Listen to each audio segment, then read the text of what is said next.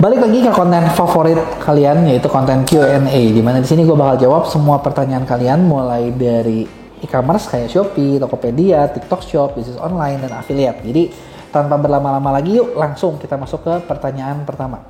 Pertama dari Ismatul Ismet. Nah pertanyaan, kok mau tanya, saya jualan alat pertanian, benih, obatan pertanian, tapi potongan harganya 11%. Awal-awal cuma 6,5%. Kenapa ya jadi 11%? Nah sekarang gini, kalau lu kena 11%, lu ada tambahan, ini bukan, ada tambahan kayak cashback ekstra, biaya gratis ongkir ekstra gitu kan. Poin-poin seperti itu coba deh dicek. Atau lu lagi ngasih campaign nggak yang dimana ada biaya ongkir ditanggung penjual gitu kan. Nah hal-hal seperti itu kadang kita nggak sadar sama kita keaktifin dan itu bikin admin kita lebih besar gitu ya. Jadi nggak kerasnya gara-gara itu, coba dicek gitu ya.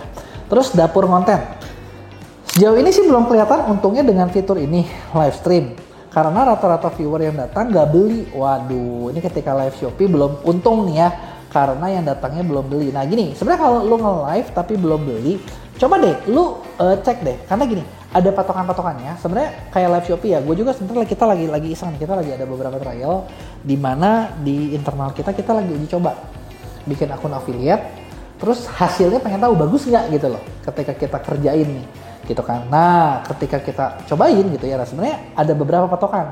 Pertama, kalau kamu udah bisa dapat penonton, artinya selamat nih, lu lolos fase 1.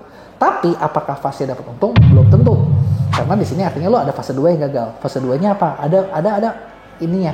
Ada beberapa hal yang perlu diperhatiin, kayak mulai dari pertama enter room rate-nya gimana, yang kedua tingkat CTR-nya gimana, yang ketiga orang udah ini CTR udah klik produk, add to cart apa enggak gitu kan. Nah, kalau misalnya penawaran kamu, penjelasan kamu kurang menarik, bisa jadi itu yang bikin orangnya tuh nggak beli karena ya ini mereka nggak add to cart atau mereka nggak check out gitu. Ada sesuatu yang kurang gitu. Nah, itulah yang perlu dicek. Kalau kamu udah bisa cek, biasanya itu bisa dapat penjualan lebih tinggi. Terus dari lagi nama Budi Setiawan, kok aku nggak live semingguan dan 3 hari ke belakang live nggak ada yang nonton banget. Waduh, bisa dibantu nggak? Gini, kalau kamu udah nggak live, itu berarti biasanya kamu ini nih, algoritmanya agak turun gitu. Jadi memang kalau gimana ya, maksudnya kalau kayak di promotion digital marketing itu dituntut buat ngebangun algoritmanya bagus, itu dituntut buat konsisten. Jadi kayak kitanya memang harus rutin terus-terusan gitu kan. Nah, terus gimana caranya biar rame gitu ya. Kalau misalnya udah turun kan ya memang nggak ada cara selain kamu angkatin lagi, kamu bangun lagi gitu. Meskipun belum ada yang nonton, ya jalanin aja terus. Dan sikapnya jangan ketika kamu jalan berasa kayak oh ya ini nggak ada yang nonton, ya udah gue diem aja. Karena bisa jadi gini, ketika kamu nge-live itu sebenarnya di-publish kok ke orang lain, tapi dia belum masuk, dan karena kamunya diem, ya udah ngapain dia masuk gitu. Karena nantilah belum rame, orang tuh mikirnya kayak gitu. Terus ada dari Nathan Dodik Fawas. Ini sih kok mau tanya, apakah bisnis pemodal skincare itu beneran ada? Soalnya saya mau ikutan, tapi takutnya ketipu. Bisnis pemodal skincare. Jadi kamu bikin bisnis, dimodalin sama orang lain gitu, sama ada investornya. Atau kamu yang modalin skincare orang. Nah ini ada 2 nih. Kalau ngomongin ada nggak yang mau modalin? Setahu gue ada. Cukup banyak investor di luar sana yang masuk buat, misalnya lihat bisnis yang modal masuk ke bisnis yang dianggap potensial. Gue sendiri juga suka mencari bisnis mana yang potensial dan gue masuk ke sana, modalin ke situ gitu ya. Nah tapi tapi biasanya kayak gitu yang pasti gini, kalau lo takut ketipu jangan sampai ada kayak gini, contoh dikenalin nanti bayar buat dikenalin. Nah itu jangan tuh, itu lo resiko ketipu. Tapi kalau misalnya yang kedua nih, kamu modalin bisnis orang, ya bisa juga gitu, tapi lo harus cari bisnis yang lo modalinnya bagus atau enggak, potensial atau enggak gitu. Jangan-jangan nggak jalan. Aurora, kau mau tanya kalau jualan HP via Rekber Shopee, apa ada biaya potongan admin atau pajak? Sebelumnya pernah jual 2 produk, harga under 500.000. Dana penjualannya masih bisa ditarik semua. Ini mau jual produk ketiga di harga 10 juta, apakah ada potongan pajaknya? Sebenarnya gini, lu jualan HP via Shopee, itu lu harus tahu, memang dia tuh ada biaya admin sesuai kategori. Nah, kategori itu untuk satu toko ya, toko dengan belum pernah penjualan, itu toko tuh dikasih gratis 50 order pertama lu gratis. Kalau misalnya udah 50 ke order ke 51 itu kena admin sesuai dengan kategorinya.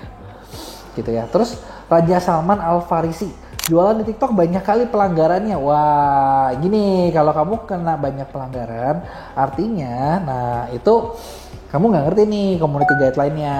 Yang perlu diperhatikan gini, sebenarnya setiap jualan di platform e-commerce kita harus sadar kalau setiap platform punya aturan. Ya ibarat gini lah, lu nebeng di rumah orang kan ada aturannya, bener nggak? Ya lu harus tahu nih aturannya apa, jangan sampai lu melanggar aturan dari rumah tersebut gitu. Ya kalau lu nggak melanggar aturan sih sebenarnya enak banget buat jualan cepet naik. Terus ada dari US Hartatik, status starsellerku dicabut, sekarang nggak ada orderan, sedih. Aduh, sabar ya. Sekarang gini, kalau misalnya star seller dicabut, apa sih yang bisa dilakuin? Yang bisa dilakuin sebenarnya ya kamu coba lihat kurangnya di mana, apa yang bikin gak star seller, coba kejar star seller lagi. Sebenarnya ngomongin star seller atau enggak itu ngomongin satu kepercayaan. Kalau misalnya barang kamu yang dijual itu unik, nggak banyak saingan, lu nggak star seller juga bisa laku. Tapi kalau barangnya udah segudang saingan, ya wajib star seller gitu. Nah, pertanyaan terakhir, Sela, kalau kau bisa bantu aku nggak ya? Jadi beberapa hari lalu aku beli akun niatnya untuk live streaming game. Namun aku baru sadar kalau di akunnya kena pelanggaran dan aju banding tidak disetujui. Apa bisa dilakukan? Beli akun buat live streaming game. Sebenarnya gini, kalau lu udah masuk aju banding nggak disetujui, iya sebenarnya kalau secara manual nggak ada yang bisa dilakuin sih. Lu mau re-appeal juga nggak bisa gitu. Ya udah gitu, end of story gitu kan. Nah, solusinya sebenarnya dengan masuk MCM. Tapi MCM itu juga yang dicari adalah afiliator. Itu bisa membantuin ngurusin bandingnya biar lebih jalan gitu kan. Dan tapi banding ini lo harus sadar juga, pelanggaran yang dilakukan sama akun itu tuh beneran valid atau pelanggarannya nggak valid. Atau abu-abu atau salah deteksi. Kalau salah deteksi bisa dibantuin dari MCM. Tapi kalau misalnya nggak salah deteksi alias valid, ya udah mau gimana lagi, itu nggak bisa diapa-apain gitu loh. Gitu. Jadi memang harus lebih hati-hati dalam pelanggarannya gitu ya. Nah, jadi itu dia tadi nih.